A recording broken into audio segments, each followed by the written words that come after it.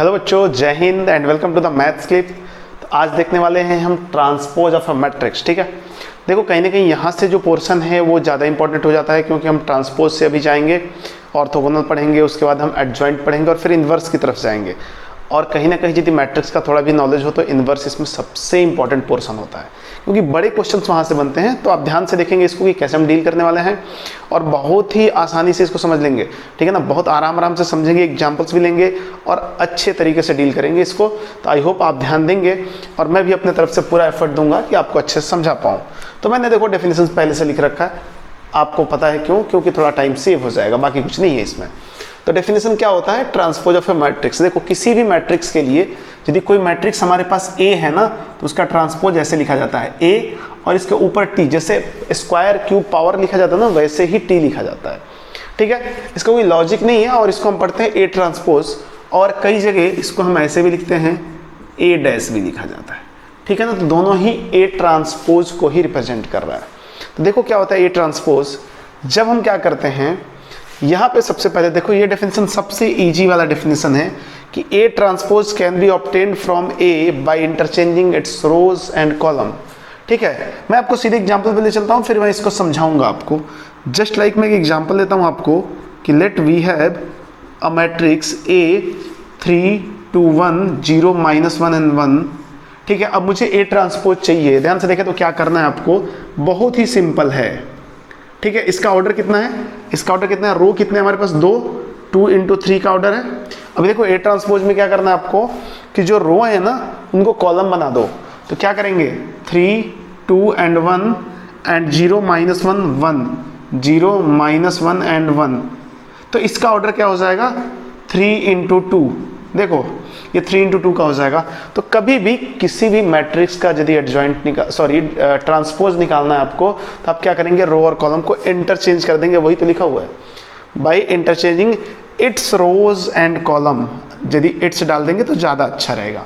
ठीक है, अब मुद्दा यहाँ पे आता है, ये समझ लो क्या है कि मान लो कोई हमारे पास मैट्रिक्स है AIJ स्टैंडर्ड फॉर्म में लिखा हुआ है, ऑर्डर है m × n का, then transpose of A is denoted by A to the power T और A डैश। ये तो पहले बता दिया मैंने, ये दोनों चीजें हम पहले डिस्कस कर चुके हैं। ठीक है, is an n × m order. ध्यान से देखना, यदि A का ऑर्डर m × n है तो इसका ऑर्डर उल्टा हो जाएगा उसका।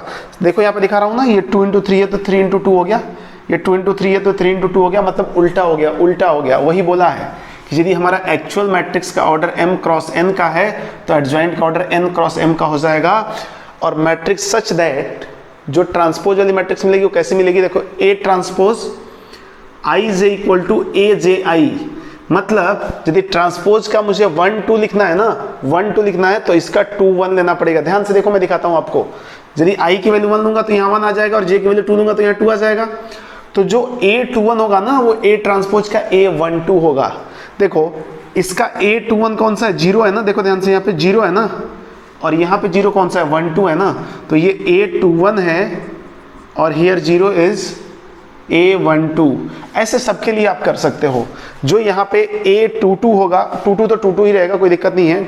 जो यहाँ पे 13 होगा वो यहाँ पे 31 हो जाएगा। 13 कौन सा है, ये वाला 1 है ना, ये वाला 1 है ना, ये क्या है A13, फर्स्ट रो का थर्ड कॉलम का एलिमेंट है। देखो यहाँ पे ये क्या बन गया, A31 थर्ड रो का फर्स्ट कॉलम। वही बोला है कि आप कुछ नहीं करना है, इन सबको समराइज करके ये चीज लिखा हुआ है कि A transpose can be denoted या कैन बी डिनोटेड A की power T and can be obtained from A by interchanging its row, A का रो एंड कॉलम, रो और कॉलम को इंटरचेंज कर लो। ठीक है ना, या रो विद कॉलम भी कर सकते हो। तो कितना भी बड़ा हमारे पास मैट्रिक्स हो कोई फर्क नहीं पड़ता, हम ऐसे इंटरचेंज किया करेंगे। ठीक है ना, मैं एक और एग्जांपल आपके लिए ले लेता हूँ। मान लो ये पहला एग्जांपल है, एग्जांपल नंबर 2 ले लेते हैं कि मान लिया कि लेट x है हमारे पास 2 4 0 8, ऑर्डर क्या है 2 × 2 का है, तो मुझे क्या चाहिए, x ट्रांसपोज चाहिए। तो क्या करना है, कुछ नहीं करना है, बस आसानी से इसके रो और कॉलम को इंटरचेंज कर दो। रो में क्या है 2 4 है तो यहाँ तो यहाँ पे 2 4 कर दो और यहाँ पे 0 और 8 कर दो, ये भी 2 × 2 का ही आ गया, तो ये हो गया हमारा ट्रांसपोज। बात खत्म है। तो बहुत इजी है ट्रांसपोज, इसके लिए आपको बिल्कुल कुछ नहीं करना है, बस एक ही चीज दिमाग में रखना है कि क्या करना है आपको, रो और कॉलम को इंटरचेंज करना है, दैट्स इट। नथिंग एल्स, ठीक है ना। तो इसकी कुछ प्रॉपर्टीज होती हैं जिन प्रॉपर्टीज को हम काफ़ी अच्छे से पढ़ेंगे। और देखो ये प्रॉपर्टीज क्या होती है, तो मैं लिखता हूँ प्रॉपर्टीज ऑफ ट्रांसपोज, ठीक है। ये हमारे पास प्रॉपर्टीज ऑफ ट्रांसपोज। अब मैं ट्रांसपोज लिख के छोड़ दूंगा तो आप समझ जाना ट्रांसपोज ऑफ अ मैट्रिक्स ही लिखा हुआ है, फिर भी मैं यहाँ पे लिख देता हूँ। बट यदि मैं ये भी लिख दूँ कि प्रॉपर्टीज ऑफ ट्रांसपोज, तो समझ जाओ ट्रांसपोज किसकी बात कर रहे हैं, हम मैट्रिक्स की बात कर रहे हैं, ठीक है ना। तो क्या होता है, सबसे पहली प्रॉपर्टी क्या हुआ कि इफ ऑर्डर ऑफ ए का मतलब हम ये मान के चलते हैं कि हमारे पास जो गिवन मैट्रिक्स है वो ए है, ठीक है ना। जैसे यहाँ पे लिखा हुआ है गिवन मैट्रिक्स ए है, तो मैं यहाँ पे लिखूंगा if order of given matrix, मतलब ए मान लिया गिवन मैट्रिक्स है, इज m क्रॉस n। मान लो जो गिवन मैट्रिक्स है उसका ऑर्डर m क्रॉस n है, तो आप अभी देखे थे कि उसका ट्रांसपोज का ऑर्डर क्या हो जाएगा, n क्रॉस m हो जाएगा। Then order of a transpose will be n cross m, ठीक है ना। तो एक बात यहां से बहुत क्लियर हो जाती है कि a इंटू ए ट्रांसपोज हम आसानी से कर सकते हैं। आप ध्यान से देखोगे तो ए का ऑर्डर m क्रॉस n है और इसका n क्रॉस m है, तो आसानी से हम क्या कर सकते हैं, इसका मल्टीप्लिकेशन कर सकते हैं। तो a इंटू ए ट्रांसपोज हमेशा एग्जिस्ट करेगा, या a ट्रांसपोज इंटू ए हमेशा एग्जिस्ट करेगा। ये बात बहुत क्लियर होनी चाहिए, ठीक है ना। जब जरूरत पड़ेगी तो करेंगे, अभी ऐसी कोई जरूरत नहीं है, ठीक है ना। प्रॉपर्टी नंबर सेकंड देखते हैं कि यदि मुझे ए ट्रांसपोज का ट्रांसपोज लेना है तो आप फिर से वापिस वही मैट्रिक्स पे आ जाओगे। कैसे, देखो जैसे हमने इसका ट्रांसपोज लिया तो ये आया, फिर मैं इसका ट्रांसपोज लूंगा तो क्या करूंगा, रो कॉलम को इंटरचेंज करूंगा, रो कॉलम बन जाएगा। तो फिर क्या होगा 3,0, अगले वाले में कॉलम बनेगा। बना के दिखा दूं, या बहुत ईजी, आप बना के देख भी सकते हो। तो मैं दिखा देता हूं आपको यहाँ पे कि ए ट्रांसपोज का ट्रांसपोज ले रहा हूं मैं, ठीक है। ए ट्रांसपोज का ट्रांसपोज ले रहा हूं, तो देखो क्या होगा, ये 3,0 यहाँ आ गया, अगेन 2,-1 यहाँ आ गया, एंड 1,1 यहाँ आ गया। देखो ना, क्या पहला ही आ गया क्या, 3,0, 2-1 1 पहले ही आ गया ना। तो वही तो बोल रहा है कि ए ट्रांसपोज का ट्रांसपोज मतलब एक बार आपने कॉलम और रो इंटरचेंज किया, दूसरी बार अगेन रो और कॉलम इंटरचेंज करोगे तो फिर से क्या होगा, वापस आप उसी मैट्रिक्स पे आ जाओगे, ठीक है। थर्ड प्रॉपर्टी क्या बोलता है कि ए प्लस बी का ट्रांसपोज चाहिए। दो मैट्रिक्स को ऐड करके उसका ट्रांसपोज निकालना है, तो आप आसानी से क्या करो कि पहले वाले का ट्रांसपोज निकाल लो प्लस दूसरे वाले का ट्रांसपोज निकाल दो, ठीक है। इनका प्रूफ अलग से नहीं करना, आप कोई भी एग्जांपल्स लेके कर सकते हो, मैं नहीं कर रहा हूँ फिलहाल, ठीक है ना। मैं नहीं कर रहा हूँ, तो इसलिए आप इसको अपने खुद से करें, कैसे करेंगे, ठीक है। फोर्थ वन देखते हैं, मैं इसको मिटा देता हूँ, ये जो अभी निकाला था। फोर्थ प्रॉपर्टीज देखते हैं कि फोर्थ प्रॉपर्टी क्या बोल रही है। फोर्थ प्रॉपर्टी का कहना है कि कोई भी मैट्रिक्स मान लो किसी स्केलर क्वांटिटी से मल्टीप्लाई हो रहा है और उसका मुझे ट्रांसपोज निकालना है, तो कोई फर्क नहीं पड़ता, मैं इस के को बाहर ले लूंगा सीधा सीधा और इसको अंदर रहने दूंगा, ठीक है। ये प्रॉपर्टीज क्या होती है ना, देखो ये कैलकुलेशन को सिंप्लीफाई करने में बहुत ही कारगर साबित होती है, तो इसलिए इनको समझना जरूरी है। फिफ्थ देखता हूं, यदि मान लो हमारे पास दो मल्टीप्लिकेशन हुए हैं मैट्रिक्स के और उसका ट्रांसपोज लेना है, तो यहाँ पे रिवर्सल लॉ लगता है। ध्यान से रखें, रिवर्सल लॉ क्या होता है, सबसे पहले बी का ट्रांसपोज आता है इंटू ए का ट्रांसपोज आता है। यहाँ पे क्या लगेगा, रिवर्सल लॉ। ये ध्यान रखें, इनवर्स में भी ऐसा ही कुछ होने वाला है। इसका मतलब यदि मैं इसी को एक्सटेंड कर दूं, चलो 6 ले लेता हूं कि मैं ऐसे बोलूं कि A1 into A2 into A3 into A4 up to AN, ये सारे मल्टीप्लाई हो रहे हैं, इनका मुझे ट्रांसपोज लेना है। तो क्या करेंगे, अपोजिट साइड से ट्रांसपोज लेके हम बाहर कर देंगे सबको। कैसे, सबसे पहले A की पावर AN का ट्रांसपोज इंटू AN-1 का ट्रांसपोज, ऐसे जाते जाते लास्ट में ये सब आएंगे A3 का ट्रांसपोज इंटू A2 का ट्रांसपोज इंटू A1 का ट्रांसपोज। तो ये सेम ही है property number 5th and 6th properties में, कोई फर्क नहीं है कि आप इसमें कुछ भी अलग से कर पाएंगे, ठीक है ना। 7 देख लेते हैं। मान लो हमारे पास a to the power k दिया हुआ है और उसका ट्रांसपोज दिया हुआ है। लाइक कैसा, मतलब a स्क्वायर का ट्रांसपोज दे दिया, a क्यूब का ट्रांसपोज दे दिया, a की पावर 4 का ट्रांसपोज दे दिया, तो भी कोई फर्क नहीं पड़ेगा। ये जो है ना पावर, ये ट्रांसपोज के साथ इंटरचेंज हो जाता है, तो इसको हम a ट्रांसपोज का पावर k कर सकते हैं आराम से। k क्या है, कोई भी स्केलर क्वांटिटी है, नॉन जीरो होनी चाहिए, क्योंकि जीरो आप देंगे तो उसे कोई मतलब नहीं है उसका, ठीक है। तो ये 7th हो गया। और 8th प्रॉपर्टी क्या बोलता है, 8th प्रॉपर्टी आप देख लें, यहीं पे देख लें कि जो a का डिटर्मिनेंट होता है ना और a ट्रांसपोज का डिटर्मिनेंट सेम होता है। Value of determinant of a and a transpose same होगा इफ अब बहुत क्लियर है, वैसे मैं ना बताऊं तो भी आप समझ जाएंगे कि हम किसी भी मैट्रिक्स का डिटर्मिनेंट कब निकालेंगे, जब वो मैट्रिक्स स्क्वायर मैट्रिक्स होगी। तो मैं ना लिखूं तो ये आपको कंसिडर करना है कि मैट्रिक्स स्क्वायर होनी चाहिए। तो मैं यहाँ पे लिख देता हूं if A is square matrix, मतलब क्या हुआ कि भाई उसका डिटर्मिनेंट एग्जिस्ट भी तो करना चाहिए। डिटर्मिनेंट एग्जिस्ट ही नहीं करेगा तो क्या खाक बराबर करेंगे हम, तो बराबर नहीं कर सकते, तो डिटर्मिनेंट एग्जिस्ट करना चाहिए। तो यही होती है प्रॉपर्टी, ठीक है। अब इन प्रॉपर्टी को प्रूफ करने के लिए हम कुछ एग्जांपल्स ले सकते हैं। तो फिलहाल अभी वीडियो पॉज करके आप लिखें, इनको याद रखना जरूरी है, बहुत कम ही तो है, मतलब खत्म होगी प्रॉपर्टी, इसके अलावा कुछ नहीं है, ठीक है। तो इनको आप याद कर सकते हैं, आसानी से कर सकते हैं। देखो क्या याद करना है। अच्छा एक बात बताओ, यदि मैं प्लस ले लिया तो मैं यहाँ पे माइनस लूंगा तो क्या हो जाएगा, माइनस ही रहेगा। मैं पहले से आपको बोलता आ रहा हूँ ये बात कि जहाँ पे प्लस आता है वहाँ पे माइनस साथ ही साथ आता है। ऐसे ही यहाँ पे डिवाइड, तो डिवाइड का वैसे मैट्रिक्स में कोई रोल नहीं है, इसलिए हम डिवीजन का कुछ लेते नहीं है, ठीक है ना। जहाँ आएगा वहाँ हम देख लेंगे। बट एडिशन और सब्सट्रैक्शन तो बहुत क्लियर कट आता है, और मल्टीप्लिकेशन तो कूट कूट के भरा है, ठीक है ना। तो आई होप आप बात को समझ रहे होंगे, और बात को समझने के साथ साथ आपका लिखना भी जरूरी है। तो वीडियो पॉज करके आप लिखो, मैं मिटाता हूँ। ठीक है, एक छोटा सा एग्जाम्पल लेते हैं। एग्जाम्पल बहुत छोटा होगा, एग्जाम्पल नंबर 1, ठीक है। Let A equal to 3 4 and 1 0, ठीक है। 2 into 2 का एक मैट्रिक्स है। देन फाइंड या then prove that determinant of A equal to determinant of A transpose, ठीक है ना। तो सबसे पहली बात क्या होनी चाहिए कि डिटर्मिनेंट एग्जिस्ट करेगा कि नहीं, उसके लिए क्या होना चाहिए, मैट्रिक्स स्क्वायर होना चाहिए। तो स्क्वायर है, कैसे पता चला, क्योंकि ऑर्डर से हम देख के बता सकते हैं। ऑर्डर नहीं लिखा होगा तो हम यहाँ पर रो एंड कॉलम बराबर होते हैं ना स्क्वायर के, तो क्या करते हैं, बस सिंपल सा सॉल्यूशन है, फर्जी क्वेश्चन है, पहले ही आपको समझ में आ गया होगा, तो कोई दिक्कत नहीं। डिटर्मिनेंट ऑफ ए निकालो, तो क्या हो जाएगा, यहाँ पे 3 है, 1 है, 4 है और 0 है, ठीक है। तो ये क्या हो जाएगा, 3 into 0 0 minus 4, तो दिस इज -4, ठीक है। ऐसे ही मैं ए ट्रांसपोज पहले निकाल लूँ, तो ए ट्रांसपोज में क्या होगा, रो जो होगा वो कॉलम बन जाएगा, एंड दिस इज 1 0। अब मुझे ए ट्रांसपोज का डिटर्मिनेंट भी निकालना है, तो मैंने क्या बोला, ए ट्रांसपोज का डिटर्मिनेंट निकाल लेते हैं। तो again this is 3 1 and 4 and here 0। तो मैं इसको यदि सिंप्लीफाई करता हूँ कि डिटर्मिनेंट ऑफ ए ट्रांसपोज, तो this will equal to 3 into 0 0 minus of 4, तो 0 minus of 4 is equal to minus of 4। This is equation number 1, this is equation number 2, so we can write from equation 1 and 2, from equation 1 and 2 what we get, determinant of A equal to determinant of A transpose, that's it। Determinant of A is equal to determinant of A transpose, और यही तो हमें prove करना था, तो this is hence proved. बात clear है, बहुत सिंपल वे में जाना है, कुछ करना ही नहीं, कोई मेहनत नहीं है इसमें, ठीक है ना, बहुत सिंपल सा जाना है। तो एक यही प्रॉपर्टी हमने सबसे लास्ट में लिखी थी, ठीक है।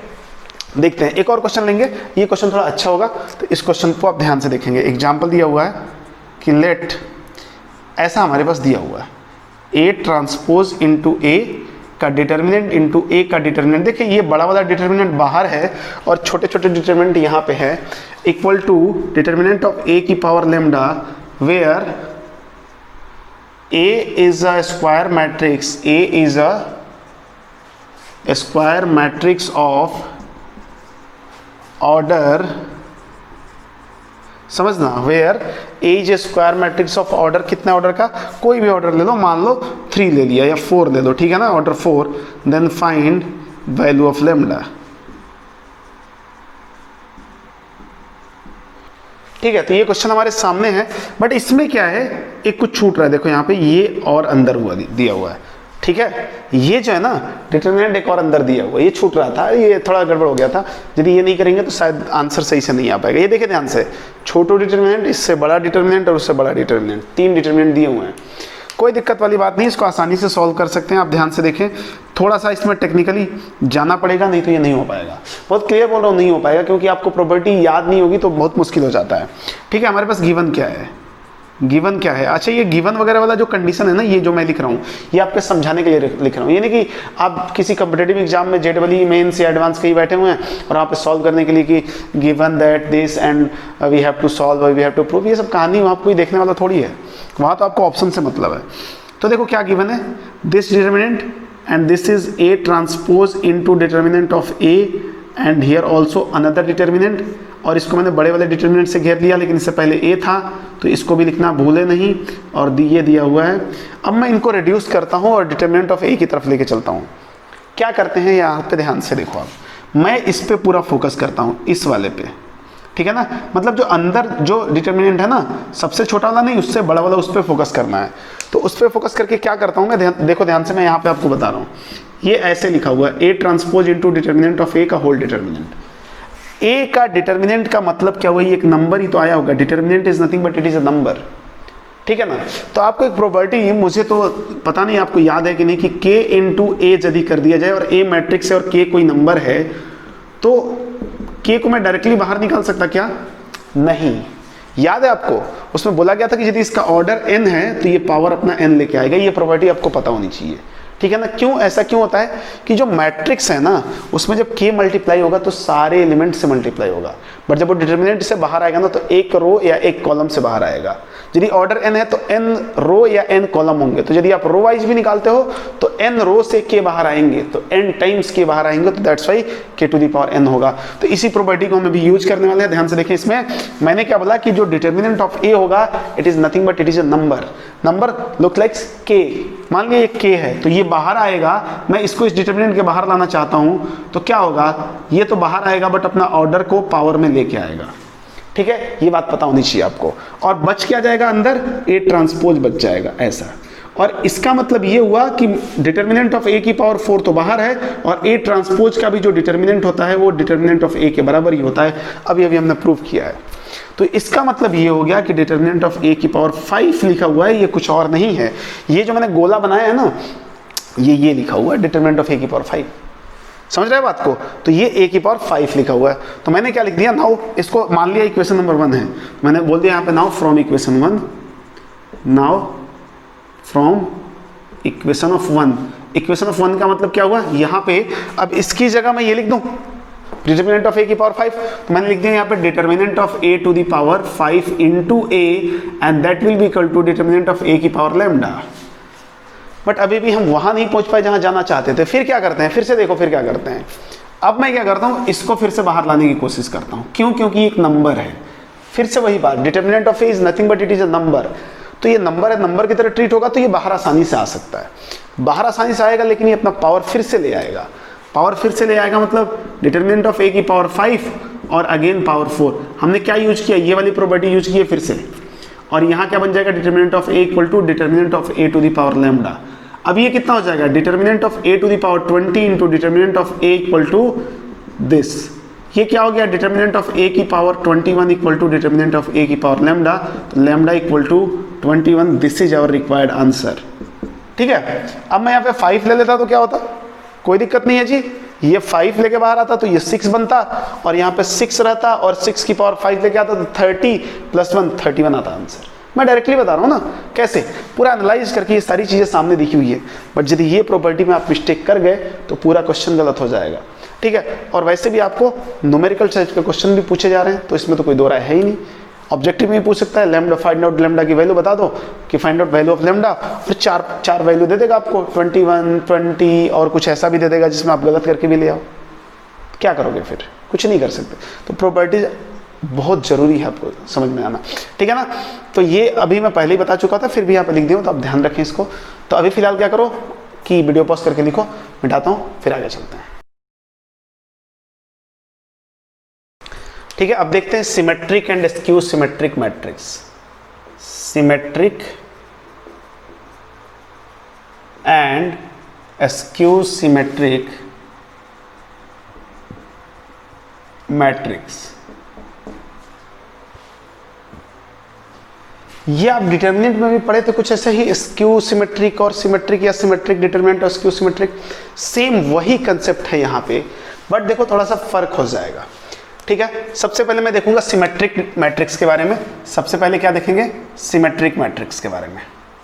सिमेट्रिक मैट्रिक्स, ठीक है ना। सिमेट्रिक मैट्रिक्स की यहाँ पे कुछ तो भी स्पेशलिटी होगी, कुछ खासियत होगी। क्या होगा, मैं स्टेटमेंट यहाँ पे लिख देता हूँ कि if A equal to A transpose then matrix is called symmetric matrix. आप खुद से लिखेंगे ये बात, मैं केवल आपको जो की पॉइंट है वो लिख दिया कि यदि A और A ट्रांसपोज दोनों बराबर हो जाए तो मैट्रिक्स क्या हो जाएगा, सिमेट्रिक हो जाएगा। or we can say if aij equal to aji for all I, j belongs to natural number, ठीक है ना। ये बात तो पहले भी बता दी आपको कि aij aji के बराबर होना चाहिए। Then also matrix is called symmetric matrix. तो कोई बोलेगा सर दोनों चेक करना पड़ेगा क्या? बिल्कुल नहीं। अरे भाई यही जो होता है ना, ये ट्रांसपोज बनाता है, ये ट्रांसपोज बनाता है। तो कोई एक चेक कर लो, बात हो जाएगा, ठीक है। मैं आपको दिखा देता हूँ एग्जाम्पल से। एग्जाम्पल से आप देख लें कि मान लिया कि लेट a इक्वल टू, मैं सिमेट्रिक मैट्रिक्स बना रहा हूँ 2 3 5 3 0 1 एंड हियर आल्सो 5 1 एंड -1। देखो ये सिमेट्रिक है। क्यों? क्योंकि A ट्रांसपोज निकालता हूँ, A ट्रांसपोज निकालता हूँ, तो A ट्रांसपोज में ये क्या होगा, 2 3 5 इधर आ जाएगा, तो 2 3 5 again 3 0 1 3 0 1 and 5 1 -1 5, this is 5 1 and -1। ये भी 3 इंटू 3 का था, ये भी 3 इंटू 3 का है, तो क्या दिक्कत है उसे? 3 इंटू 3 का हो चाहे कितने का भी हो। अब आप चेक करो,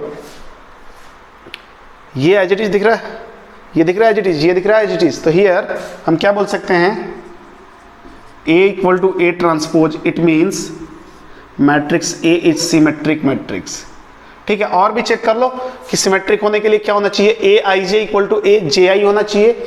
aij का मतलब यदि मैं a11 ले लूँ तो a11 के बराबर, ये तो बराबर ही है। a12 ले लूँ तो a21 के बराबर होना चाहिए, तो a12 तो ये रहा, a12 तो ये रहा और a21 ये रहा, बराबर ही है, इसमें कोई दो राय नहीं है। बाकी चीज़ें आप समझ ही रहे हैं, देख रहे हो 5 5 के बराबर, 1 1 के बराबर। अब कोई बोलेगा सर ये तो ऐसा अच्छा वाला है, ये खराब वाला लग रहा है, इसको भी सजा दिया, ठीक है ना, यहाँ तो बराबर दिख रहा है ना, तो हो गया ना काम, कोई दिक्कत नहीं है, ठीक है। तो ये मुद्दा बहुत क्लियर होना चाहिए। तो यदि आप सिमेट्रिक समझ गए तो स्क्यू सिमेट्रिक भी आप समझ जाएंगे। तो हम अब देखने वाले हैं स्क्यू सिमेट्रिक, ठीक है, स्क्यू सिमेट्रिक मैट्रिक्स, ठीक है। इसमें भी कुछ नहीं है।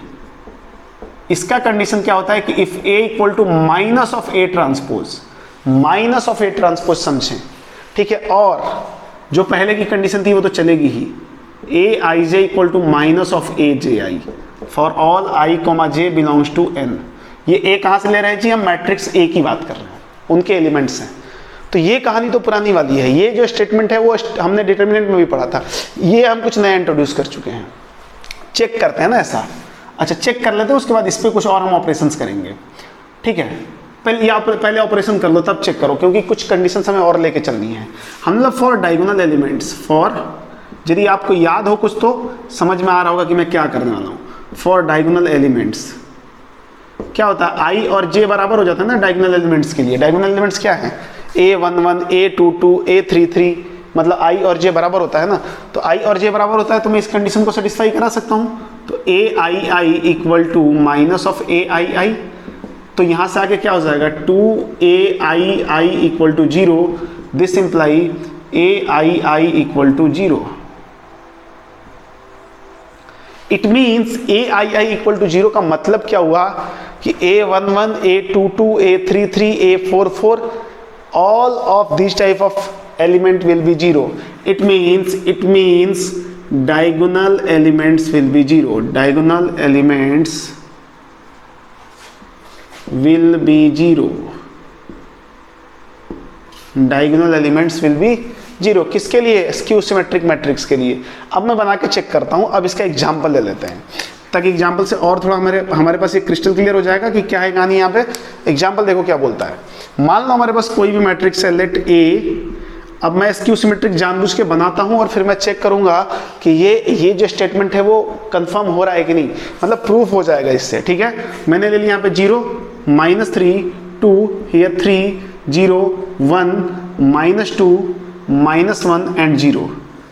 देखो ये स्क्यू सिमेट्रिक है कि नहीं, पहले इससे चेक कर लो। Aij माइनस ऑफ Aji के बराबर होना चाहिए, मतलब सिंपल सी बात है, ये और ये में रिलेशन माइनस का होना चाहिए, यहाँ और यहाँ में भी माइनस का होना चाहिए और यहाँ में माइनस का होना चाहिए, मतलब एक प्लस का तो दूसरा माइनस का। बहुत क्लियर है। 3 × 3 का ये भी है, 3 × 3 का ये भी है। अब मुझे A ट्रांसपोज चाहिए, ध्यान से देखिए। A ट्रांसपोज करना होगा तो मैं कर लूँगा आसानी से। 0 -3 2 लिख रहा हूँ यहाँ पे, 0 -3 एंड 2 3 0 1 3 0 एंड 1 एंड -2 -1 -2 -1 एंड 0। क्या दिक्कत है? कोई दिक्कत नहीं है। अच्छा अब देखो तो इसमें से मैं क्या करूं, ये सब कुछ तो ठीक ही लग रहा है। यदि मैं एक एडिशनल माइनस दे दूं दोनों तरफ, मैं अब क्या करता हूं, माइनस ऑफ ए ट्रांसपोज निकालता हूं। तो माइनस ऑफ ए ट्रांसपोज में क्या होगा, मैट्रिक्स की प्रॉपर्टी क्या होती है कि कोई भी नंबर या कुछ भी आइटम अंदर मल्टीप्लाई के लिए भेजोगे तो सारे एलिमेंट से मल्टीप्लाई होगा, सबको माइनस देना पड़ेगा। तो minus of 0 0, minus of 3 and minus of -2 plus का 2 हो जाएगा। This is +3 here 0, this is 1 and -2 -1 -2 -1 and 0।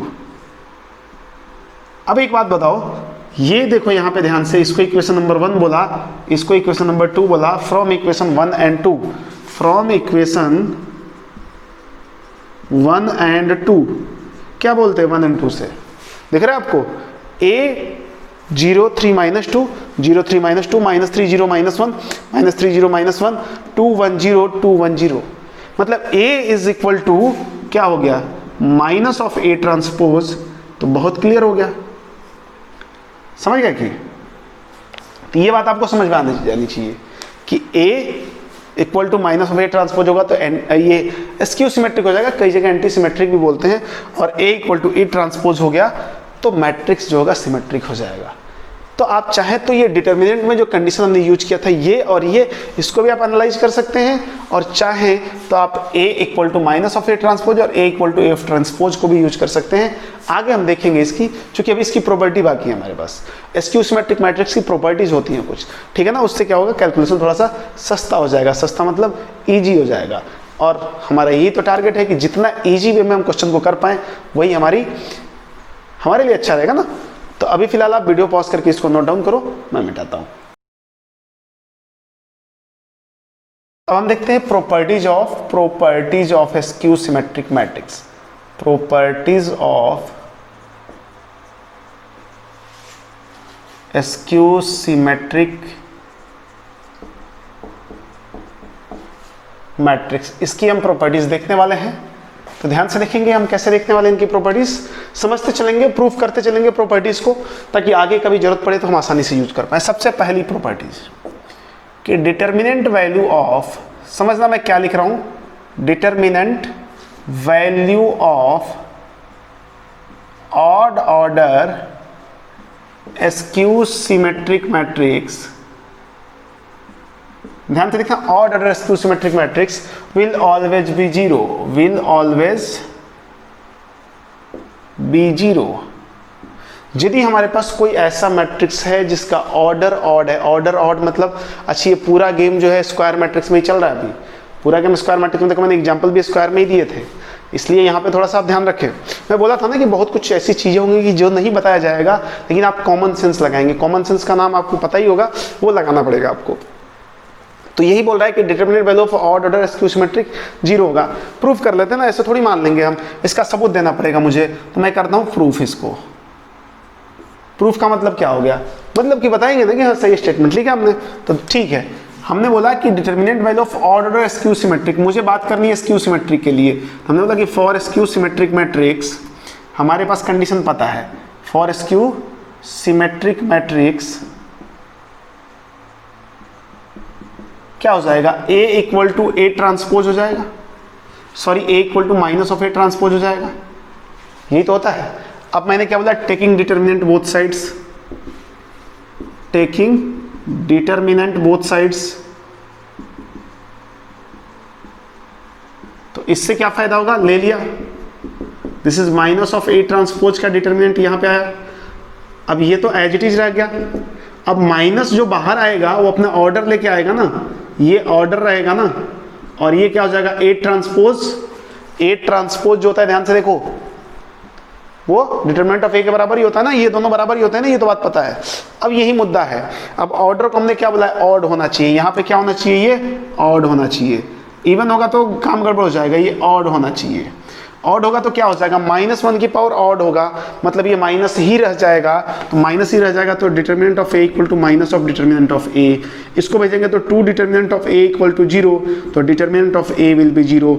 यही तो प्रूफ करना था मुझे, ये प्रूफ करना था ना कि यदि यहाँ पे ऑड ऑर्डर आ गया तो ये जो नंबर निकलता है ना, एक क्वेश्चन इससे पहले हमने किया था जिसमें मैंने ये प्रॉपर्टी लिखवाई थी कुछ ऐसी भी, ऐसी प्रॉपर्टी होती है k इंटू ए का determinant equal to k to the power n determinant of a if order of a equal to n। ठीक है, ऑर्डर ऑफ a क्या होता है, order of a is n, और मुद्दा इसमें क्लियर है कि a स्क्वायर मैट्रिक्स होना ही चाहिए। ठीक है, वही हमने यहाँ पे प्रॉपर्टी लगा दी, तो इसमें भी कोई बड़ी बात नहीं है। ठीक है, प्रॉपर्टी नंबर 2 पे चलते हैं। इफ प्रॉपर्टी नंबर 2 बोलता है कि if A is a square matrix, A is a square matrix of order n, matrix of order n, then, ठीक है, देन उधर ही लिख लेते हैं, यहाँ पे इतना जगह क्यों लेंगे, then point number A plus A transpose is also symmetric। ठीक है, ये सिमेट्रिक होगा। ठीक है, अभी जो जैसे मैंने प्रॉपर्टी कह रही ना, प्रॉपर्टी जब स्क्यू सिमेट्रिक मैट्रिक्स, तो स्क्यू सिमेट्रिक का बता दिया, ये मतलब दोनों का ही प्रॉपर्टी चलेगा। यहाँ पे आप skew symmetric matrix slash symmetric भी डाल सकते हो, जो भी गेम है सिमेट्रिक मैट्रिक्स, कोई दिक्कत नहीं होगा। ठीक है ना, तो बोला ये ऑल्सो सिमेट्रिक होगा। तो कैसे चेक करेंगे सिमेट्रिक होगा, तो सिमेट्रिक का कंडीशन सेटिस्फाई करना चाहिए। तो मैं इसका भी प्रूफ करता हूँ। इसको देखो आप ध्यान से, ये प्रूफ्स जो हैं आपको बहुत ही हेल्प करेंगे चीज़ों को एनालाइज करने में, याद करने में और समझने, तीनों चीज़ों में बहुत अच्छे से ये कम्बिनेशन बनेगा। मैंने मान लिया कि let B equal to A plus A transpose. ठीक है ना, इतना लंबा चौड़ा की जगह मैंने बी ले लिया। अब यदि ये सिमेट्रिक है, क्या बोला है कि it is also symmetric, symmetric है, इसका मतलब ये बी है ना, तो सिमेट्रिक का कंडीशन क्या होता है कि फॉर सिमेट्रिक मैट्रिक्स क्या हो जाएगा, B equal to B transpose हो जाएगा। सिमेट्रिक का यही तो कंडीशन होता है कि B और B ट्रांसपोज बराबर होगा, मतलब A और A ट्रांसपोज बराबर होगा। तो मैं B ट्रांसपोज निकालता हूं। Now B transpose equal to, B transpose का मतलब A प्लस A ट्रांसपोज का होल ट्रांसपोज। तो इससे क्या फर्क पड़ जाएगा, इससे कोई दिक्कत नहीं है। अब अभी थोड़ी देर पहले प्रॉपर्टी पढ़े थे कि एडिशन में ट्रांसपोज डिस्ट्रीब्यूट हो जाता है, तो A transpose plus A transpose का होल ट्रांसपोज, और ये क्या बन जाएगा, A बन जाएगा। तो मैं B ट्रांसपोज की बात करूं तो क्या हो जाएगा, A ट्रांसपोज प्लस A। ये है हमारा इक्वेशन नंबर 1 और ये है इक्वेशन नंबर 2। ध्यान से देखें, from equation number 1 and 2, from 1 and 2 आपने क्या देखा कि B equal to B transpose, B equal to B transpose, यही आया ना, हेंस प्रूव्ड। यही प्रूव करना था कि B equal to B transpose, it means B is symmetric and what is B, A plus A transpose is equal to B। ठीक है, तो ये क्लियर हो गया होगा मेरे हिसाब से। तो लगे हाथ, इसमें का एक और पार्ट ले लेते हैं। B पार्ट है कि A minus A transpose is askew symmetric. तो ये भी चेक हो जाएगा ना, कैसे, ऐसे ही जैसे इसको चेक किया वैसे उसको भी चेक कर लेंगे। ठीक है, मान लिया इसको भी, मान लिया, प्रूफ कर रहे हैं। इसका प्रूफ में हम क्या करते हैं, मान लिया कि let B equal to A minus A transpose, चलेगा। अब मुझे B ट्रांसपोज निकालना है, चूंकि स्क्यू सिमेट्रिक का कंडीशन क्या होता है, स्क्यू सिमेट्रिक का कंडीशन ये लिखा हुआ है, ध्यान से देखो। अच्छा, यहाँ पे नहीं लिखा हुआ ना, स्क्यू सिमेट्रिक कंडीशन में क्या होगा, B equal to minus of B transpose. ठीक है ना, तो हमने बोला यहाँ पे for skew symmetric, for B to B skew symmetric. देखो मैं कंडीशन लिख देता हूं, ये बार बार बस इसलिए लिख रहा हूं कि आपको याद हो जाए। B equal to minus of B transpose होता है, B equal to minus of B transpose होता है, तो मुझे प्रूफ करना है कि ये होगा। तो मैं सबसे पहले B ट्रांसपोज निकालता हूं। तो B ट्रांसपोज का मतलब A माइनस A का ट्रांसपोज का होल ट्रांसपोज, और ट्रांसपोज डायरेक्टली डिस्ट्रीब्यूट हो जाएगा। तो डिस्ट्रीब्यूट कर लो, A transpose minus of A transpose का ट्रांसपोज। आपको पता है ट्रांसपोज का ट्रांसपोज वैसे भी कैंसिल आउट हो जाता है, मतलब कैंसिल आउट नहीं बोलेंगे, गायब हो जाता है। अब मैं क्या करता हूं, माइनस ऑफ B ट्रांसपोज लेता हूं। तो माइनस यदि मैं लूंगा इसको भी, तो इधर भी माइनस देना पड़ेगा, या माइनस कॉमन ले लो, तो क्या हो जाएगा, वो A minus of A transpose हो जाएगा। This is equation number 2, this is equation number 1। Again from equation 1 and 2 लिख देता हूं कि फ्रॉम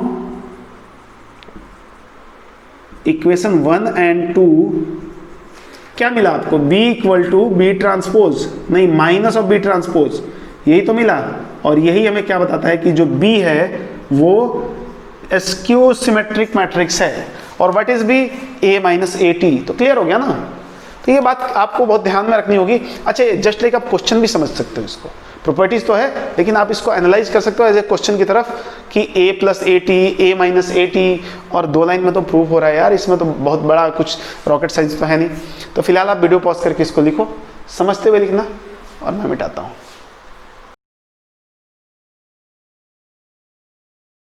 ठीक है, प्रॉपर्टी नंबर 3 लेते हैं। प्रॉपर्टी 3 बोल रहा है कि एनी स्क्वायर मैट्रिक्स ए और एनी मैट्रिक्स आप स्क्वायर की जगह एनी मैट्रिक्स भी ले सकते हो। A can be written as sum of symmetric and skew symmetric matrix, sum of symmetric and skew symmetric matrix. देखिए कैसे, मैं ए को क्या लिखता हूं, ध्यान से देखो ए को कैसे लिखता हूं, अच्छे से देखना। 1/2 A plus A transpose and plus A minus A transpose. ठीक है, तो इसमें क्या होता है ना, इसमें ये जो पोर्शन है इनको समझ लो। ये जो लिखा हुआ ना a plus A transpose by 2 and plus A minus A transpose by 2, ठीक है, इसको हम बोलेंगे सिमेट्रिक पार्ट। अभी प्रूफ किया था, कहाँ पे, इधर लिखा था पहला और दूसरा। This is symmetric part and this is skew symmetric part. तो कभी भी जरूरत पड़ेगी हम इसको यूज कर सकते हैं, स्क्यू सिमेट्रिक पार्ट, राइट है। तो ये मतलब बेसिक्स सा है, बहुत कुछ खास है नहीं इसमें। ठीक है, प्रॉपर्टी नंबर 4 देखो, प्रॉपर्टी नंबर 4, ये सारी बेसिक सी प्रॉपर्टी है। प्रॉपर्टी नंबर 4 क्या बोलता है कि if A is a skew symmetric matrix, if A is a skew symmetric matrix, then a to the power k क्या है, कोई भी स्केलर क्वांटिटी है, will be देखो क्या होता है, a की पावर k के साथ 2 कांड हो जाता है। ठीक है, ये क्या होगा कि यदि इसका ऑर्डर, मतलब ऑर्डर नहीं, यदि k, ये क्या हो जाएगा यहाँ पे a की पावर k के लिए स्क्यू सिमेट्रिक, मैं लिख देता हूँ skew symmetric if k is odd, और सिमेट्रिक हो जाएगा जब k क्या हो जाएगा, इफ k इज इवन। बात समझ रहे हैं आप, मैं इसको प्रूव करके दिखाता हूं कि ऐसे कैसे मान लें। ठीक है ना, जैसे ही बोला ए स्क्यू सिमेट्रिक मैट्रिक्स, इसका मतलब हमें पता चल गया कि a equal to minus of a transpose हुआ होगा। ठीक है, तो मैं यहाँ पे प्रूफ कर रहा हूँ, ध्यान से देखेंगे आप प्रूफ को कि क्या बात है इसमें, ऐसा क्या हो गया। लेट, मैं यहाँ पे प्रूफ कर रहा हूँ, मैंने बोला कि let b equal to a to the power k। अब मुझे प्रूफ करना है कि ये सिमेट्रिक है या स्क्यू सिमेट्रिक है। तो सिमेट्रिक और स्क्यू सिमेट्रिक के लिए हम बिल्कुल क्लियर कट, अब हमारा स्टैंड हो चुका है कि a equal to a transpose और b equal to b transpose जैसे भी सॉल्व करना है। तो मैं b ट्रांसपोज निकालता हूँ, तो b ट्रांसपोज निकालूंगा तो क्या हो जाएगा, a की पावर k का ट्रांसपोज। और पता है ये पावर के साथ इसका ट्रांसपोज का गेम, ये अपने आप को घूम जाता है, ऐसे घूम जाता है ना, t नीचे आ जाएगा, k ऊपर चला जाएगा, राइट है। अब देखो यदि k की वैल्यू ऑड हो जाती है, इफ k इज ऑड, तो क्या होगा इस गेम में, k को ऑड आप समझ लो, मतलब अभी मैं बता देता हूं कि क्या हो रहा है। तो जो b ट्रांसपोज होगा, b ट्रांसपोज, तो इसकी जगह मैं माइनस ए ले सकता हूं ना, minus A to the power k। अब देखो k ऑड था तो ये क्या हो जाएगा, माइनस ऑफ a हो जाएगा। ध्यान से देखो, ये a transpose equal to minus से आप बोल सकते हो ना, यहां से तो ये माइनस ऑफ a हो जाएगा। तो मैंने क्या बोला, सॉरी, माइनस ऑफ a की पावर k हो जाएगा, a नहीं होगा यार, इसको 1 बोला और इसको 2 बोला, तो फ्रॉम 1 एंड 2 आप आसानी से बता सकते हो इसमें क्या हो जाएगा, b equal to minus of b का ट्रांसपोज। देखो यहाँ पे माइनस लेके आ जाऊं तो ये a की पावर k और a की पावर k हो जाएगा, तो क्या हो जाएगा, b equal to minus of b की पावर b ट्रांसपोज, b की पावर नहीं, b ट्रांसपोज, ऐसा। तो ये क्या हो गया, स्क्यू सिमेट्रिक हो गया ना, स्क्यू सिमेट्रिक हो गया ना। और इफ के इज इवन, के इवन हो तो क्या हो जाएगा, यहां पे देखें तो b की पावर t और b ट्रांसपोज में a की पावर t तो माइनस a ही आएगा ना, उसमें तो कोई दिक्कत नहीं हो, तो पता ही हमें। और यहाँ पे क्या हो जाएगा, k जो है इवन है तो ये माइनस को खा जाएगा, तो यहाँ से क्या हो जाएगा b transpose equal to a की पावर k, इसको मैं 3 बोल दिया। अब बोला from equation 1 and 3, from equation 1 and 3, 1 और 3 में क्या हो गया, b a to the power k है और b transpose b to the power k है, तो ये सिमेट्रिक हो जाएगा ना, b equal to b transpose, it means a की power k is symmetric, a की पावर k इज सिमेट्रिक। तो यही तो बोले हैं कि if k is odd then this will rescue symmetric, और k इवन होगा तो ये सिमेट्रिक होगा। तो सिंपल सिंपल जैसे जो बातें हम बोल रहे हैं ना उसको हम प्रूव भी तो कर रहे हैं, कैसे कर रहे हैं देख लो आप आसानी से, कुछ नहीं, स्क्यू सिमेट्रिक और सिमेट्रिक में बस ट्रांसपोज यूज करके और प्रूव करना होता है, और इसकी प्रॉपर्टी 4-5 है जिसको ध्यान रखना है। तो आई होप बात समझ गए होंगे आप, और बात समझ गए होंगे तो इसको लिखिए, मैं मिटाता हूं फिर आगे चलते हैं। ठीक है, ये प्रॉपर्टी देखते हैं, प्रॉपर्टी नंबर आई थिंक 5 होगी। If order of A is n cross n, and n cross n लिखते ही क्या हो गया, स्क्वायर मैट्रिक्स हो गया, ठीक है ना, and a is also symmetric, and A is also symmetric, then एक तरह से ये क्वेश्चन भी है, then total number of maximum distinct entries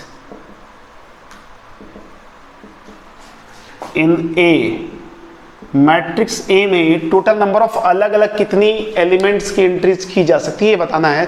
कब, जब A स्क्वायर मैट्रिक्स हो और सिमेट्रिक भी हो। सिमेट्रिक मतलब A और A ट्रांसपोज बराबर होगा, तो देखो क्या होगा, ध्यान से देखो, और ऑर्डर n है, ठीक है ना, इसको ध्यान से समझना। क्या होगा, मैं यहाँ पे लिख रहा हूँ कि ये A है, ऑर्डर n इंटू n का बनाएंगे, तो क्या होगा, एक एंट्री यहाँ पे होगी, दूसरी, तीसरी, चौथी, पांचवी, ऐसे ही जाती रहेगी। फिर क्या होगी, यहाँ की एंट्री, देखो अब मैं डिस्टिंक्ट एंट्री की बात कर रहा हूँ, क्या कर रहा हूँ मैं, डिस्टिंक्ट एंट्री की बात कर रहा हूँ, मतलब सेम एंट्री नहीं, अलग अलग एंट्री। तो ये कितनी एंट्री हो गई, यहाँ पे n हो गई, तो मैं टोटल नंबर ऑफ या maximum number of distinct entry की बात कर रहा हूँ, maximum number of distinct entries, distinct entries. तो पहले रो के कॉरस्पॉन्डिंग n एलिमेंट्स हो सकते हैं। अब क्या होगा, अगले रो में आपने यहाँ पे जो लिख दिया है वही यहाँ पे आ जाएगा, तो अलग तो हुआ नहीं, डिस्टिंक्ट नहीं हुआ ना, अलग नहीं हुआ ना, तो इसको तो छोड़ो, यहाँ से आपको शुरू करना पड़ेगा, यहाँ से, और बाकी कुछ भी लिख सकते हो। तो अगले वाले में क्या हो जाएगा, n प्लस n माइनस 1, एक कम हो जाएगा, ठीक है। अब फिर क्या करोगे अगले रो में, क्योंकि n रो तक जाना है आपको, ठीक है। अगले रो में आप क्या देखोगे कि इसके जगह पे तो यहाँ वाला आ जाएगा, ठीक है, ध्यान से देखते रहें, इसकी जगह पे यहाँ वाला आ गया, और क्या होगा, मतलब ऐसे समझ आता है, ए जो A13 है वो A31 की जगह आ गया, और आगे कौन सा 3 वाला ये वाला जो है यहाँ पे आ जाएगा, मतलब यहाँ पे आ जाएगा, मतलब इसके आगे आ जाएगा, इसके आगे यहाँ पे आगे आ जाएगा। तो अभी ये ही सेम चीज दोनों आ जाएंगी, तो आपको क्या करना पड़ेगा, यहाँ से स्टार्ट करना पड़ेगा, मतलब n में से कितने कम हो गए, 2 कम हो गए, तो n-2। तो ये देखो ऐसे ही ये सिलसिला बढ़ता रहेगा, कहाँ पे जाके खत्म होगा, ऐसे ही आते रहेंगे, ये यहाँ आएगा, फिर ये इधर आएगा, ऐसे करते करते लास्ट में क्या होगा ना, यहाँ पे लास्ट एलिमेंट ऐसे बचेगा, ठीक है ना। वैसे भी मैं आपको एग्जांपल लेके दिखा दूंगा, तो लास्ट में क्या होगा, +2 + 1, ठीक है। तो आपको पता ही है क्या लिखा हुआ है, यदि इधर से पढ़ो तो 1 2 3 अप टू n ही होगा ना, क्योंकि n रोज हैं, तो क्या हो जाएगा, sum of first n natural number, तो क्या होता है n × n + 1/2, this is our required answer, ठीक है। इसके लिए मैं एक एग्जांपल दिखाता हूँ आपको, एग्जांपल। अब ये जो एग्जांपल होगा स्टैंड मतलब जनरल नहीं होगा, कुछ भी ऐसे ले लिया हमने, a = ठीक है, ध्यान से देखो। अब मुझे ये भी करना है ना, इसको सिमेट्रिक भी बनाना है और n × n ऑर्डर का बनाना है, तो मैं 4 × 4 ऑर्डर का बनाता हूँ। तो आप 4 × 4 का मुझे बनाना है, तो क्या करेंगे, मान लो यहाँ पे 1 2 3 4 ले लिया, चलेगा, 4 तो होने चाहिए, तो 4 आइटम। अब जैसे ही मैं अगले में, तो इसमें क्या हो गया, 4 हो गया ना, तो मैं यहाँ पे भी लिखता हूँ maximum number of distinct entries, 4 हो चुका है। अब अगले जैसे ही अगले रो में आऊंगा, आप रो वाइज भी कर सकते हो, कॉलम वाइज भी कर सकते हो, तो 2 तो यही लाना पड़ेगा, तो ये तो सेम हो गया ना। अब मैं यहाँ पे क्या करता हूँ 5 6 7, तो अभी कितनी एंट्रीज हुई मैक्सिमम 3 हो गई ना, तो अगले में 3 हो गई। अब अगले वाले रो में जैसे ही जाऊंगा तो क्या करना पड़ेगा, ये 5 तो यहाँ आ जाएगा और 6 यहाँ आ जाएगा, ऑलरेडी ये पहले से ही है सेम एंट्रीज, तो यहाँ पे क्या करना पड़ेगा मुझे, मैं मान लो 9 10 दे दिया, तो 9 और 10 दे दिया, तो कितनी एंट्रीज हो गई 2 हो गई। अब अगले वाले में क्या होगा, अब देखो इधर से देखते रहो क्या क्या आएगा, यहाँ पे 5 6 आ चुका है। अब यहाँ भी कुछ इसी का एलिमेंट आएगा, बस यहाँ पे मैं 11 लिख देता हूँ। अब देखो क्या क्या आता है, यहाँ पे 10 आएगा, यहाँ पे 9 आएगा और यहाँ पे 4 आएगा, क्योंकि ये 4 यहाँ का यहाँ आ जाएगा, ये वाला 4, ये 9 यहाँ का यहाँ आ गया, और 10 जो पहले से था वो यहाँ पे आ गया। 10 सॉरी नहीं 7 आएगा, ठीक है, 10 की जगह 7 आएगा, ठीक है, राइट है। तो आप ये बात समझ गए होंगे कि अब इसमें क्या होगी ना, 3 एंट्री पहले से भर गई होगी, तो एक ही बच जाएगा, तो लास्ट में क्या देना पड़ेगा 1 देना पड़ेगा। मतलब क्या है ना, जितने ऑर्डर का है ना अपने पास मैट्रिक्स, उससे एक एक कम होते हुए 1 तक चले जाओ। 4 + 3 + 2 + 1 कितना होता है 10 होता है। तो total number of distinct entries, मतलब अलग अलग कितने टाइप के हम नंबर भर सकते हैं, इसमें 10 टाइप के भर सकते हैं, 10 टाइप्स के भर सकते हैं। यहाँ भी वैल्यू रख के देख लो, 4 × 5/2 20/2 10 ही आएगा, ठीक है। अब यदि मैं बोलूँ इसी में कि if A is skew symmetric, if A is skew symmetric, इसी को चेंज करता हूं, if A is skew symmetric then total maximum number of distinct entries, ठीक है। सब कुछ सेम वहां डिटर्मिनेंट से आप उठा सकते हो। तो स्क्यू सिमेट्रिक में तो क्या होगा, ध्यान से देखो, स्क्यू सिमेट्रिक में क्या होगा, मान लो हमारे पास कोई भी मैट्रिक्स होगा A, और यदि स्क्यू सिमेट्रिक होगा तो एक चीज फिक्स होगा, ऑर्डर n है, ऑर्डर n ही लेके चलेंगे, ये ऐसे ही जाता रहेगा ना, और कितना होगा n टाइम्स तक होगा, तो जो डायगोनल एलिमेंट्स होंगे वो 0 होंगे। अच्छा, डायगोनल के इधर जो एलिमेंट होंगे, मान लिया उसके माइनस करके इधर लिखे होंगे, यही तो इसकी प्रॉपर्टीज होती हैं कि या तो नंबर 2 लो तो यहाँ -2 ले लो, इधर 3 लो तो यहाँ -3 ले लो, तो 3 and -3 आर डिफरेंट नंबर्स, ठीक है ना। पहले क्लियर कर लो, ये नहीं कि सेम ले लिया उसको। तो क्या देखो कैसे लिखते हैं, टोटल कितना होता है n², total entries n², but क्या सब अलग अलग है, हमने बोला नहीं, इसमें से जो डायगोनल्स वाले हैं वो सेम होते हैं। डायगोनल्स वाले सेम होते हैं तो डायगोनल्स वालों को हटा दो, क्योंकि हमें अलग अलग एंट्री चाहिए। हमने बोला डायगोनल्स में कितने एलिमेंट होते हैं, n होते हैं, हट गए, बट सारे हटा दिए आपने, 0 सारे हटा दिए, 0 भी तो अपने आप में एक एंट्री है, तो आपने क्या किया, इसको +1 कर दिया। ये बात पहले ही बताई गई थी, तो ये हमारा आंसर हो जाएगा। तो आप जस्ट लाइक क्वेश्चन भी देख सकते हो, इसको क्वेश्चन के फॉर्म में भी आप समझ सकते हो कि यदि ऐसा कुछ गेम हो जाए तो क्वेश्चन कैसे करेंगे, ठीक है। तो यही था, इसमें कुछ नहीं है, खास कुछ नहीं है। तो आप इस वीडियो को पॉज करके लिखो, मैं मिटाता हूँ।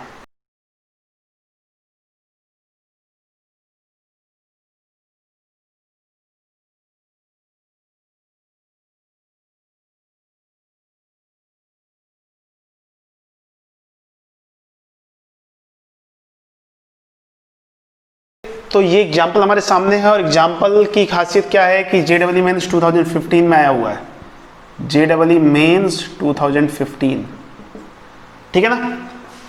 और मैंने ऑप्शन नहीं दिया, ऑप्शन की कोई रिक्वायरमेंट नहीं है, बोला है कि एक मैट्रिक्स A है जो एक कंडीशन को सेटिस्फाई कर रहा है।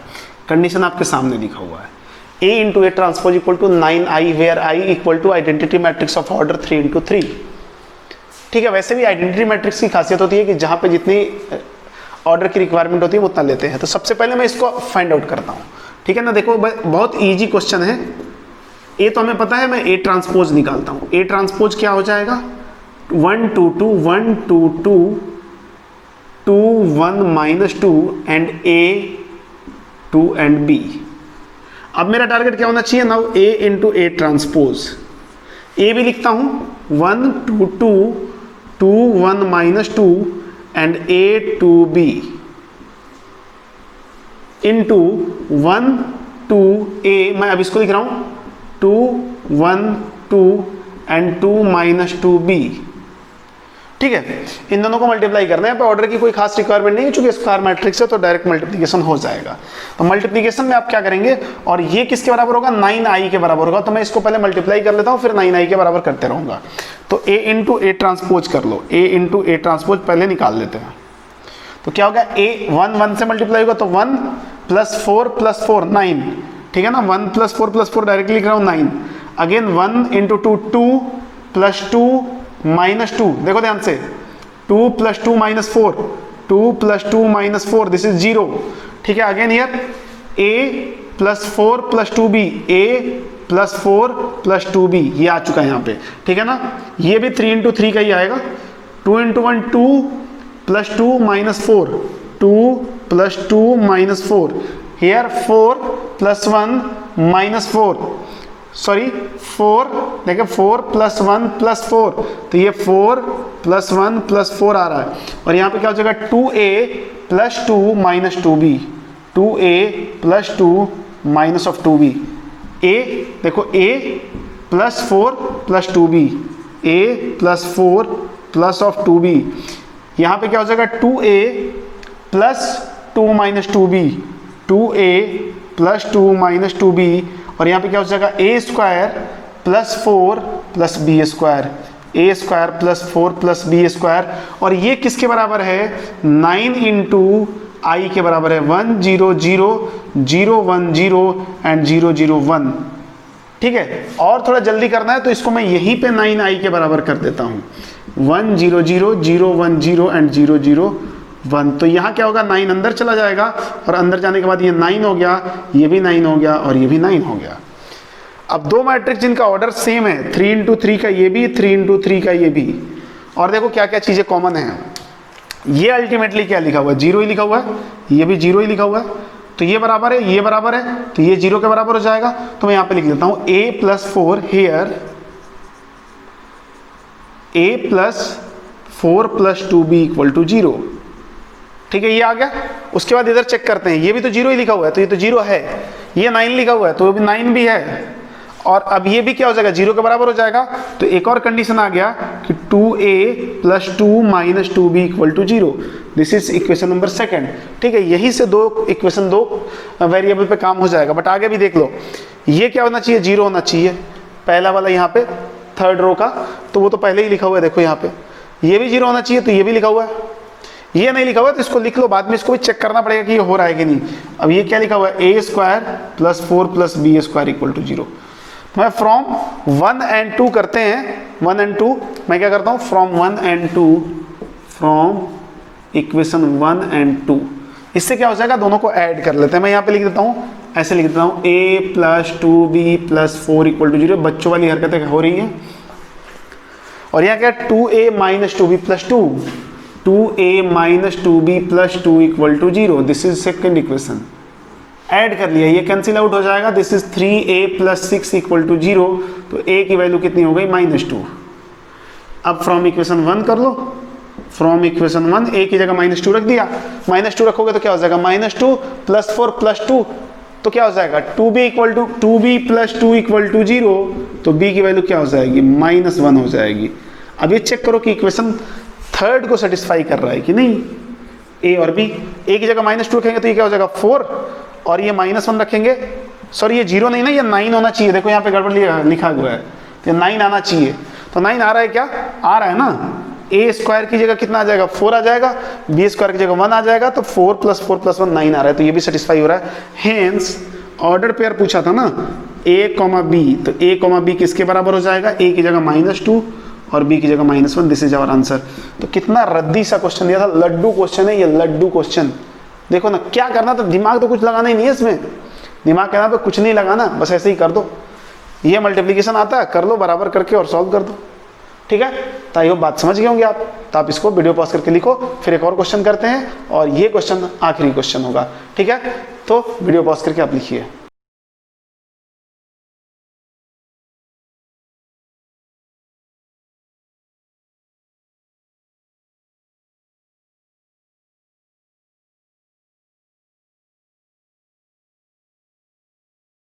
ठीक है, एग्जाम्पल नंबर 2 देखते हैं। एग्जाम्पल नंबर 2 में बी ट्रांसपोज पूछा है हमारे पास, क्वेश्चन पहले से लिखा हुआ आपके सामने।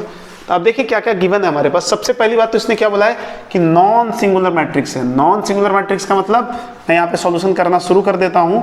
बहुत छोटा सा क्वेश्चन है और इस क्वेश्चन की भी खासियत है JEE मेंस 2014, ठीक है ना। ये 14 में आया। देखो कैसे कैसे क्वेश्चन आते हैं, ऐसे इजी से क्वेश्चन है ना।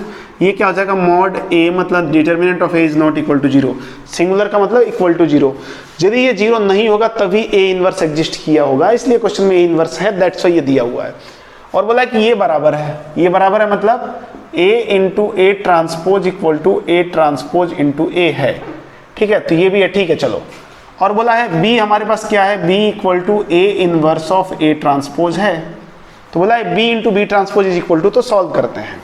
तो मैं बोला B इंटू बी ट्रांसपोज की बात करते हैं तो B क्या हो जाएगा, वो तो एज इट इज ही है, A inverse of A transpose और इंटू बी ट्रांसपोज मतलब इसी का ट्रांसपोज करना पड़ेगा, तो दिस इज ट्रांसपोज, ठीक है। अब ट्रांसपोज जो होता है रिवर्सल लॉ के रिस्पेक्ट में ये ओपन होता है, तो ये क्या हो जाएगा A इनवर्स A ट्रांसपोज और ये पहले किसको देगा, यहाँ पे देगा A ट्रांसपोज का ट्रांसपोज इंटू A इनवर्स का ट्रांसपोज, चलेगा। अब ये तो A बन गया ना, तो ये क्या हो जाएगा A inverse into A transpose और into A minus, sorry minus नहीं मल्टीप्लीकेशन, A इंटू, अब ये क्या लिखा हुआ A इनवर्स का ट्रांसपोज, ये तो एज इट इज लिखा हुआ है। अब इन दोनों को मैं एक साथ मिला देता हूं। इन दोनों को मिलाने से क्या हुआ, ये गिवन है ना हमारे पास, देखो ये A transpose into A equal to A into A transpose, तो मैं रख देता हूं यहाँ पे। तो ये क्या कर देता हूं A इनवर्स और इसकी जगह ये रखता हूँ इंटू A ट्रांसपोज और इंटू A इनवर्स का ट्रांसपोज। अब ये क्या हो जाएगा, ध्यान से देखो, ये दोनों A inverse into A I हो जाएगा ना, देखो ना A इनवर्स A ये I हो जाएगा, तो ये हो गया I और इंटू A ट्रांसपोज है और ये क्या लिखा हुआ है A, इसको देखो पावर में चेंज कर रहा हूँ, A ट्रांसपोज का इनवर्स कर रहा हूँ। याद है कुछ एक प्रॉपर्टी ऐसी, A to the power K का transpose equal to A transpose to the power K, ठीक है ना। ऐसी एक प्रॉपर्टी मैंने आपको बताई थी पहले ही। तो ये हो गया।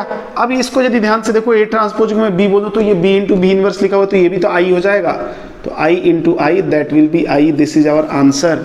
तो आंसर कौन सा हो गया, D करेक्ट ऑप्शन हो गया। ये देखना ध्यान से, A ट्रांसपोज के यदि मैं B बोल दूँ तो ये A ट्रांसपोज को B बोलूँ तो क्या लिखा हुआ है, B इंटू B इनवर्स, ये लिखा हुआ है ना, तो ये तो I होता है ना, हो गया ना। क्या था इसमें, अरे अच्छे से देखो तो 3-4 लाइन भी नहीं है, हम अच्छे से देखोगे तो मतलब यदि मैं एक लाइन में से लिखते जाऊं तो यहाँ से यहाँ तक जाते जाते आंसर आ जाएगा। तो बहुत इजी था क्वेश्चन और मेंस 2014 में आया, तो अभी 2 क्वेश्चन मैं आपके सामने करके दिखाया मेंस के, ठीक है ना। और भी क्वेश्चन लेंगे, एडवांस के भी क्वेश्चन लेंगे, कोई दिक्कत नहीं है, धीरे धीरे बढ़ रहे हैं आगे। तो फिलहाल इस लेक्चर में इतना ही, अगले लेक्चर में आते हैं, देखते हैं ऑर्थोगोनल मैट्रिक्स, ये सब चीज़ें अभी देखेंगे। Thank you so much.